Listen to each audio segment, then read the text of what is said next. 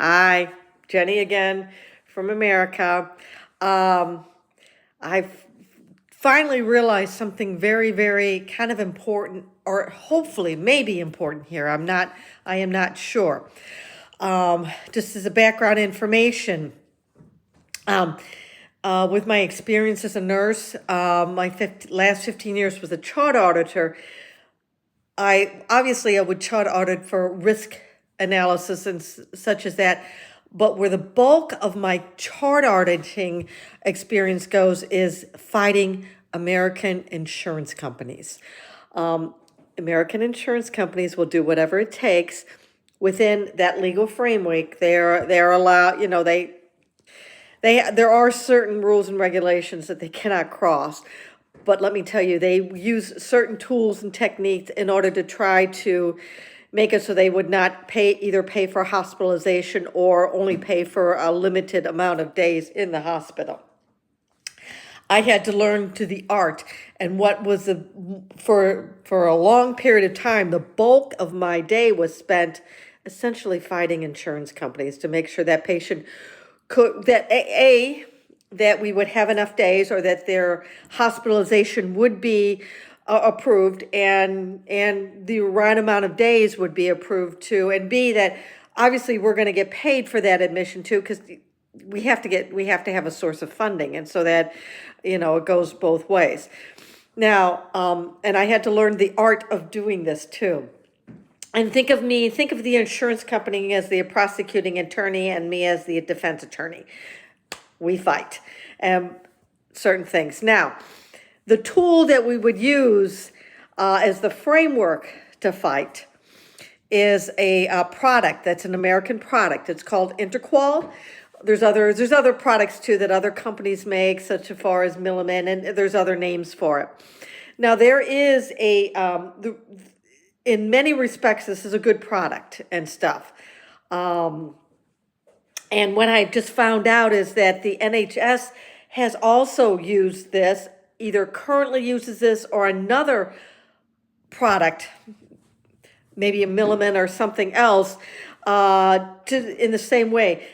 My understanding in the early 2000s that there was a push for you all to become more American. And I believe this was one of the things that the NHS took on. My understanding, although, is depending on what product is used or what thing is used, it kind of depends also on the trust too.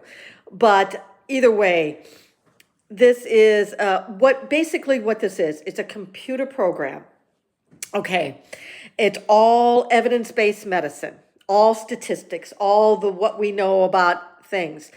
And basically there are certain conditions as such that we have in there that we would use. I basically click the boxes to see if they would meet what we would call criteria.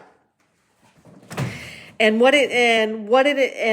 it is used, as we have to see, is this patient have a condition that makes them sick enough that a hospitalization would be appropriate? All right. There's a lot of conditions out there that it's okay. It probably would be better for you to be treated outside the hospital, because you don't want to get exposed to all this Pseudomonas and MRSA and stuff like that too. And that is right. Don't use up a bed that could be used for someone else too. Resources are limited.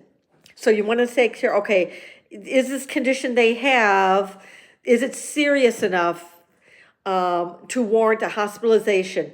And then what you look at, the second thing is that, are you getting the treatment? So let's just say you're admitted for pneumonia. Okay, you may meet the criteria for pneumonia, but if you're not giving them the antibiotics and other things, why bother hospitalization too? So it's a good tool to use. It's a good tool to some degree to predict what would stable mean, okay?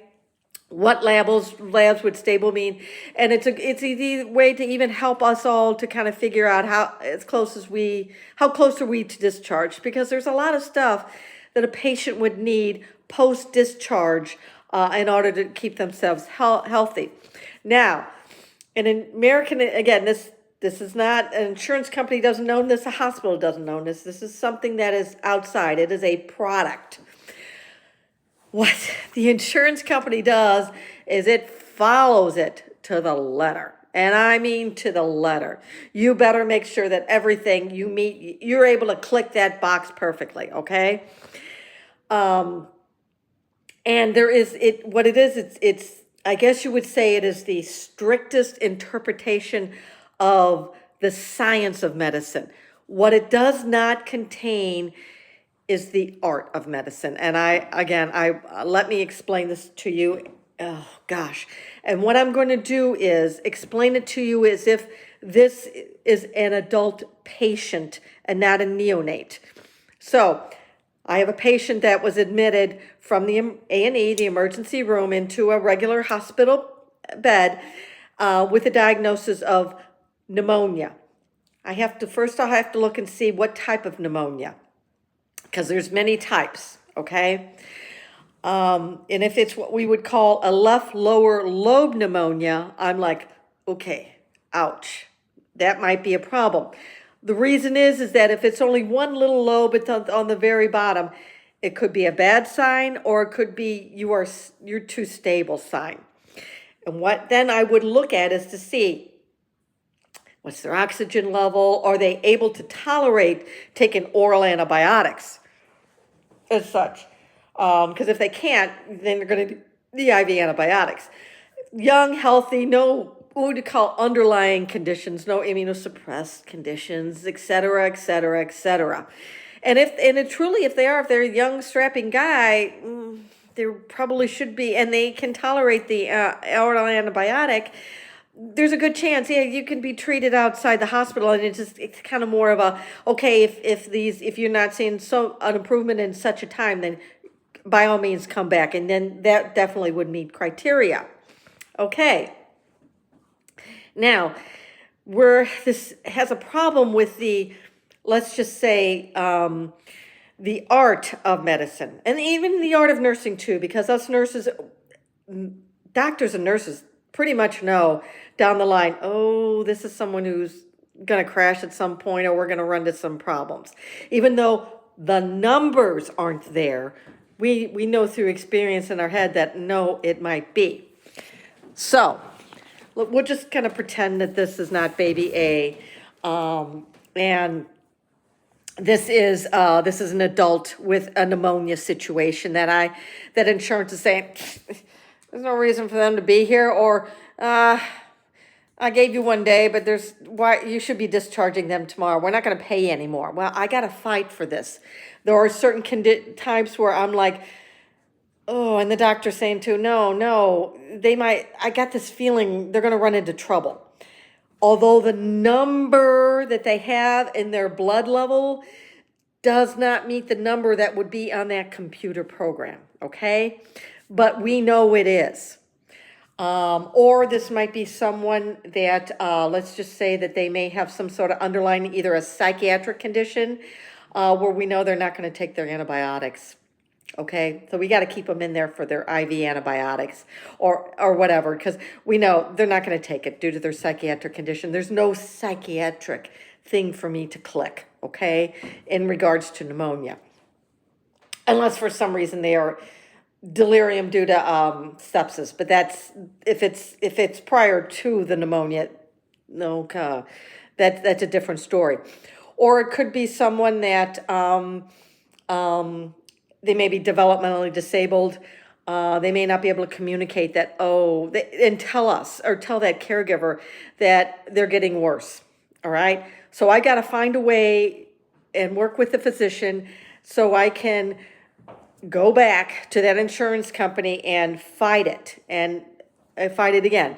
So again, I had showed this to you earlier in a couple of days ago about this. And Brearey, I am now convinced, is able to think like an American insurance company, and damn well knows. Now this product is in the NHS, and it was forced upon many people in the NHS, and I would imagine it did not meet with good good feelings with those physicians that are in the trenches, because again, it takes away their ability to practice the art of medicine, meaning it isn't just numbers. We know there is so much to do with the human being. Everyone is different. There's so many elements, including the psychosocial element. They know that, no, we got to keep them here. We got to look at them. They need to be in the hospital. But again, that computer program, it takes the humanity away from it. All right?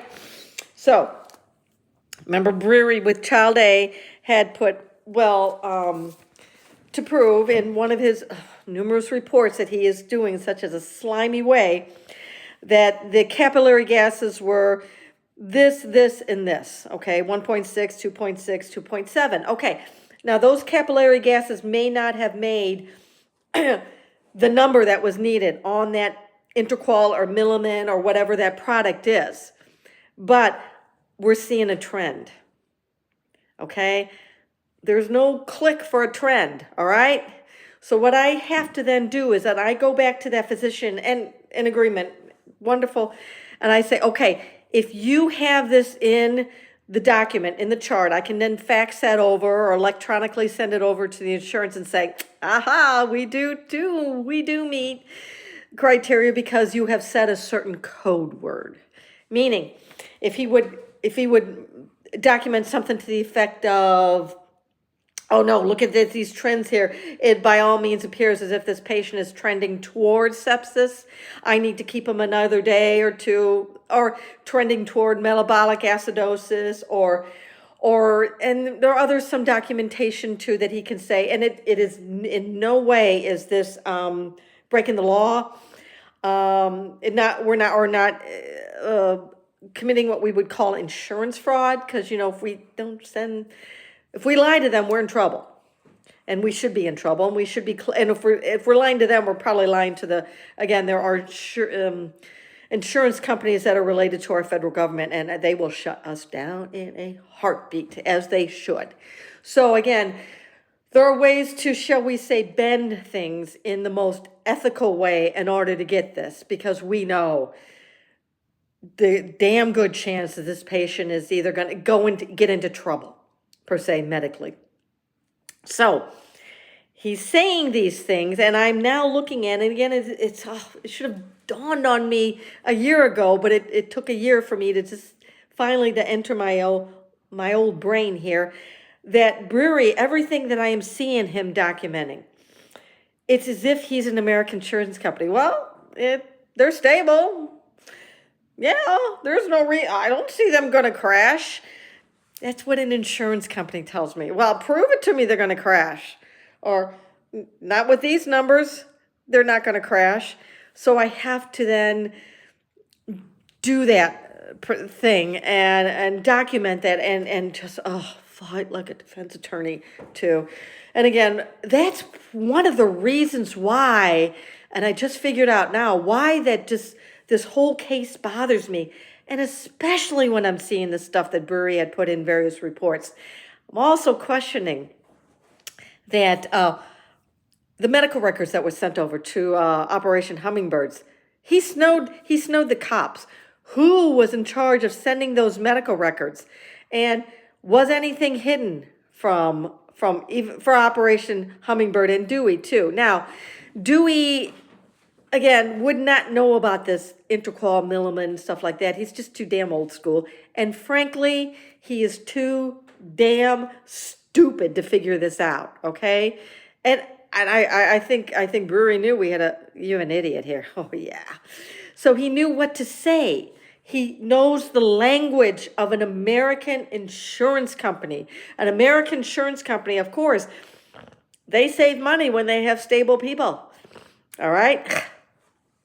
But they know they have to be in a certain frame, in a certain box, in a certain electronic thing, and they cannot go outside that thing. Otherwise, we then can fight and say, okay, this insurance company should lose its license in order to be an insurance company, because they do have some rules and stuff.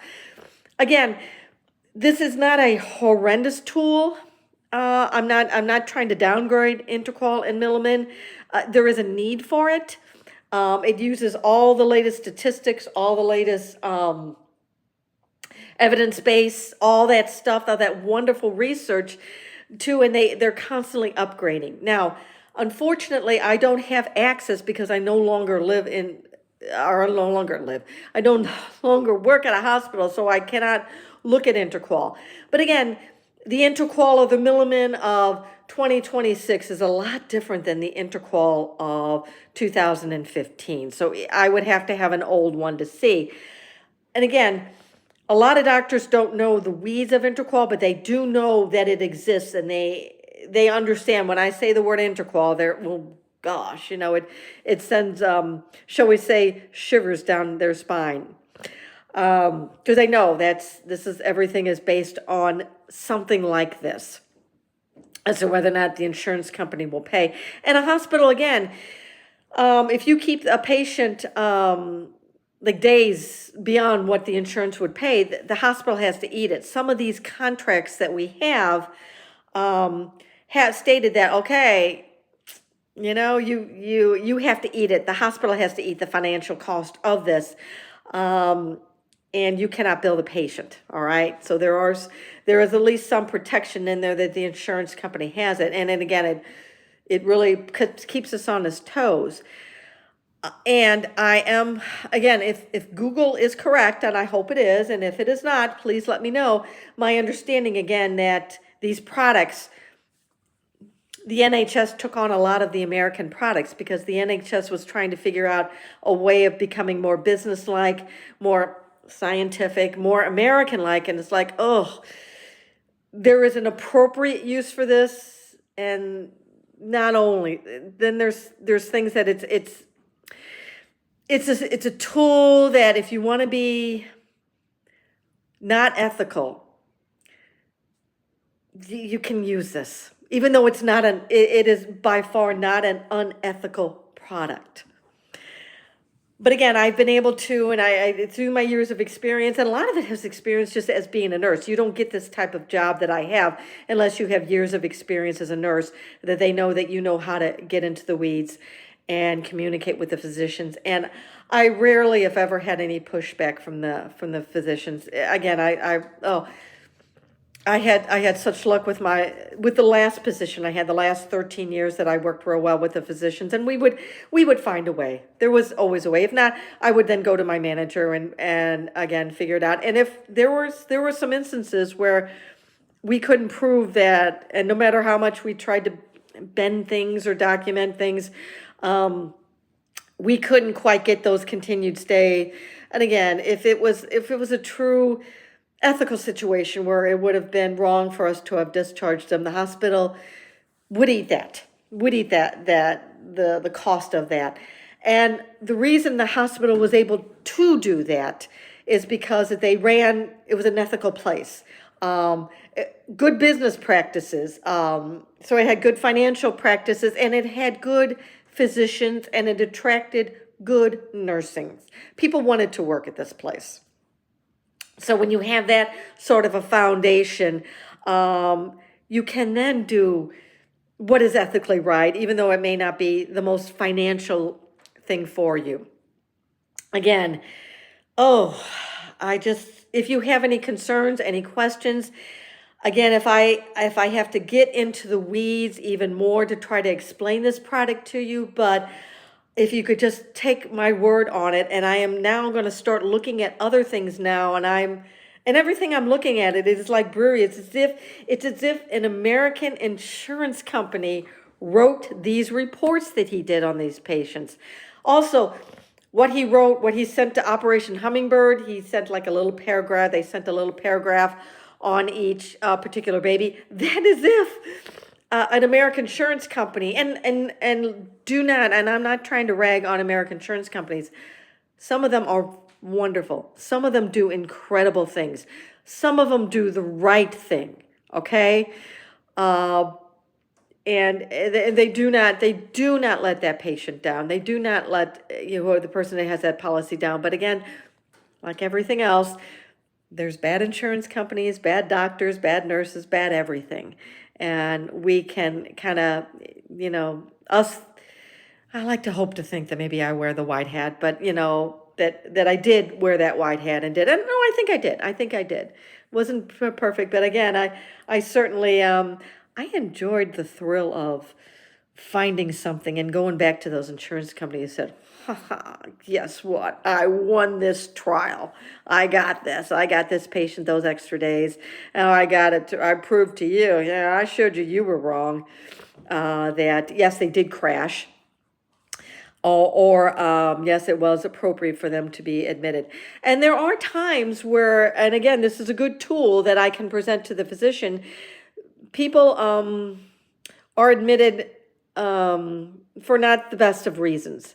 And they're able to, I hate to say this, able to get themselves into a hospital to, shall we say, gain access to, shall we say, narcotics. If they are a drug abuser, it's amazing what these people can and able to do, and able to make an A&E physician feel that they do appropriately need these medication when they are unfortunately drug seeking. So there has to be some sort of, to some degree, of policing as to the appropriateness of admitting people to a hospital. Hospitals have to keep their costs down.